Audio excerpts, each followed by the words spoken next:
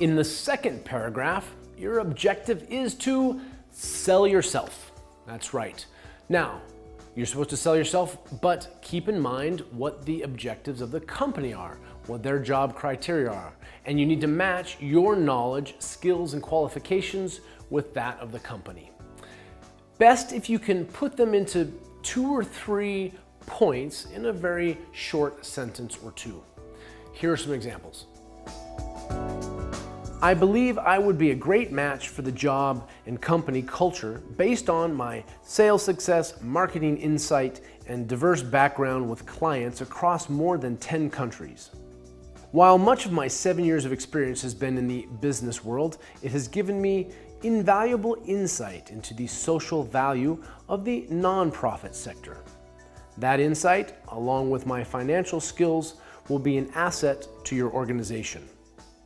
And a final example, I am a savvy sales manager who has been successful at identifying new markets and establishing new clients, which has brought in more than 1 million euros in gross sales profit for the company over the past 3 years. We'll continue to look at some more examples later on of how to sell yourself in short sentences. Next, paragraph number 3. This is what we like to think of as a call to action. Basically identifying that you are the right fit for the company and perhaps dealing with a few other issues such as your availability, transportation, things like that. Here are a few examples of your call to action. Additional samples of my writings are attached. If I can provide you with any further information, please let me know. I'm available to start immediately and would be ready to hit the ground running. And our fourth and final paragraph is really only a couple lines. What you want to do, the very final words, is of course give a quick thanks to the recruiter or the person that's reading your cover letter. You want to refer quickly to anything that you have attached, of course your CV, and your final expressed interest in the position and meeting with the person. Here are some examples. Please refer to my CV for more examples of success in your industry, and I would be pleased to talk more about the possibility of working together. I appreciate your time, and I look forward to hearing from you soon. Another example, thank you for your time. You can reach me for an interview by this email or calling 509-367-3587. And a final example, you will find my attached CV, which will give you a much clearer idea as to the range of my experience and success.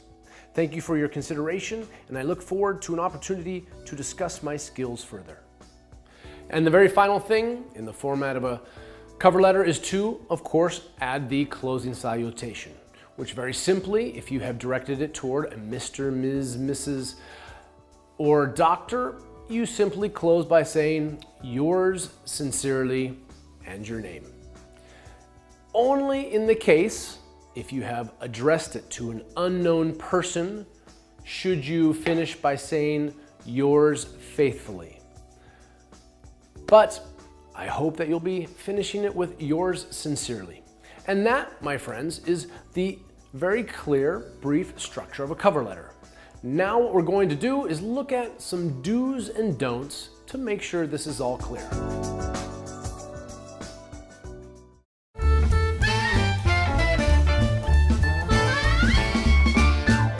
Hi, I'm Anna Collins, and now I'm going to talk to you about blowing something, to blow it. What I mean by this is the idiom, to blow something. The common idiom. When do we use it? Well, we use to blow something if we've messed something up. For example, I had an interview today, I think I've blown it. In the sense that I answered some questions badly, I didn't do very well, I think I've blown it. So you blow something, to blow an interview, to blow a situation, a relationship, when you've done something bad that you think that the opportunity is lost. You've lost that opportunity. You've lost the opportunity of the job or the relationship. Another example. Me and him argued last night. I don't think he's ever going to speak to me again. I think I've blown it. There is another example with relationships. But can you think of any other examples that you've seen? Maybe you've been reading the newspapers or the magazines about celebrities and the fact that they have lots of money. But as we all know, celebrities sometimes can get hooked on drugs or alcohol, and sometimes they blow all their money or blow their fortune on drugs, alcohol. So to blow all your money is to waste, to lose all your money on something, usually something negative.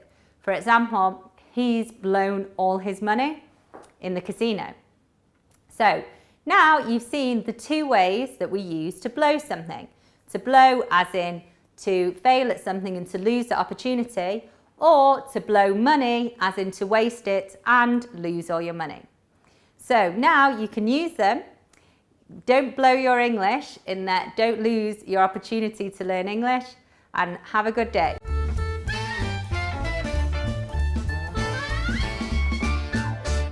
Hi, this is Sarah Hill. And now the end is near. Today we're going to talk about prepositions used with the end. In the end. In the end, we realize the project was a total disaster. This means through a process. In retrospect. At the end, however, is for a specific point. For example, there will be a question and answer session at the end of my presentation. You might also have heard by the end. This means from this point until the final point.